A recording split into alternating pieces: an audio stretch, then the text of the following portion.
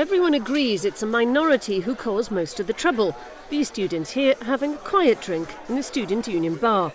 But the opportunity to party is hard to resist. I think students generally get quite a bad rap for being really sort of antisocial and badly behaved, but like with sort of a low price of alcohol that's around now, it's quite easy to have a big night out. I think in the first year, especially the first term, students do tend to make a lot of noise. Like my house definitely made a lot of noise up until like 4 in the morning. But drunken behaviour is far from being the only problem. Residents are plagued with rubbish.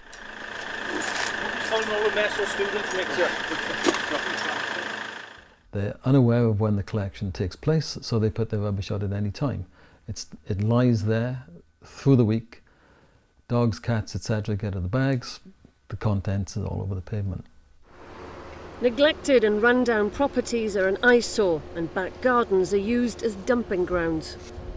But the area has really gone down so gradually that you take stock and you realise, goodness, just look at what I'm living in now.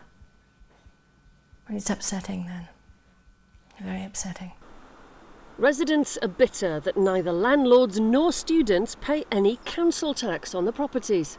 It's used as a money-making venture by the landlords who pay no council tax. They don't look after the properties aren't maintained properly. The visual appearance of the properties is disgraceful. You've got torn curtains, you've got broken windows, you've got overgrown gardens. In general, it's just a slum. These days, many more students bring their cars to university, and with 5 or 6 students in a house, parking spaces for everyone else are at a premium. Oh, parking's horrendous. I mean, there's one property not far from where I live, in the same street actually, 5 cars to one house. Average 3 cars to a house. Old people, they go shopping, they come back, and they can't get near their own house, you know. So how do they know that it's students who are causing these problems? There's a stark contrast between what you see outside of the term time in the summer and what you see during the term time. During the summer time when the college is not in session, Brynmill is almost a deserted place, like a ghost town. The period of time over the summer vacation, we've had absolute heaven. You go to bed at a reasonable time of 10, half past 10, 11 o'clock, sleep through the night without any form of disturbance whatsoever. So I mean, it just speaks for reason. Since these people have been back in the college, you know, all hell has been broken loose, and you know, it's like it's almost like the gates of Hades have opened up. Swansea University insists it's a blessing rather than a curse to the city, attracting investment and providing or supporting nearly 4,000 jobs.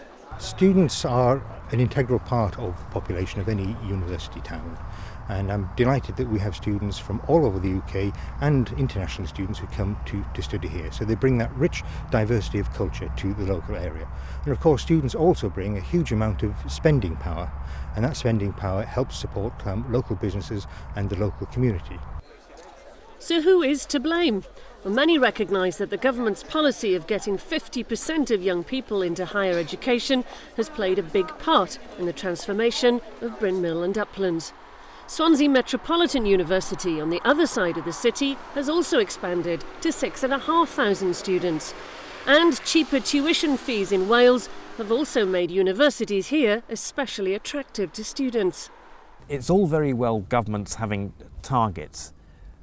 When somebody sets a target, you've actually got to look at the effect of setting that target holistically. This isn't being done.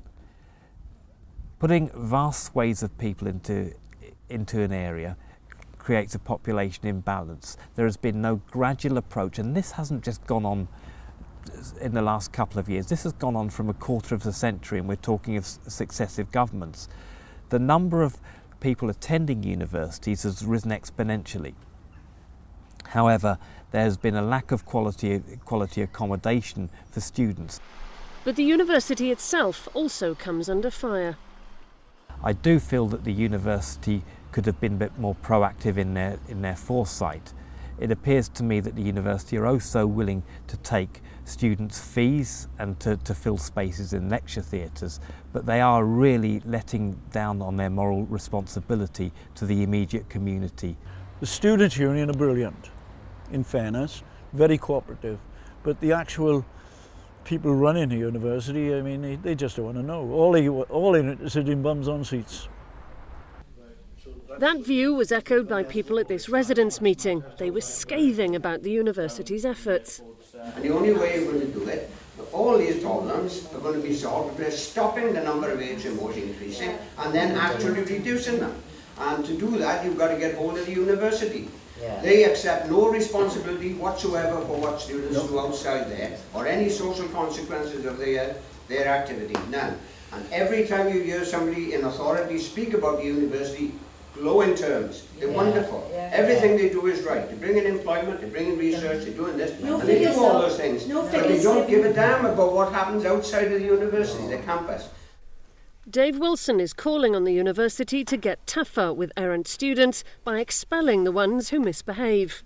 They get 2-3 warnings and then maybe an ASBO, where I've heard them walking down the streets. I got an ASBO. Oh, what are you going to do about it? Oh, nothing. It's just, you know, it's just another form of degree for them. The university has the power in its grasp to solve the problem by introducing zero tolerance, by kicking these people off the course when they're identified. What would you be asking? Asking for kick cut? Kick cut, you wanted! 4 people she got. Oh! The university cannot dictate people's behaviour. What we will do is look at every single case, and we have no plans at all to introduce a blanket policy of expulsions. So that's been ruled out. But the university says it is tackling the problems through a forum where residents, students, local councillors and police can get together. Swansea University takes seriously the concerns expressed by local residents about the behaviour of a very small minority of students. Anyone who has to wake up in the middle of the night and hear clunking of car doors, frustrated by illegal parking, or seeing the evidence of seagulls ripping open bin bags and leaving litter strewn on the streets, has my sympathies. But I do think we need to get this in proportion. The university has a total student population of about 18,000 students. We have something like 20 to 30 complaints a year about student behaviour, and we respond to each of those seriously. Mr. Chiborowski says he can't force students to live on campus. The university does attract a large number of students, and we have been growing. We have improved the provision of accommodation on the campus at Hendress Foreign Student Village, but there are a large number of students, particularly second years and third years, who choose to live in private rented accommodation. We have to remember that students are independent adults who are able to make those choices themselves. The Students' Union stresses that most of their members are well behaved.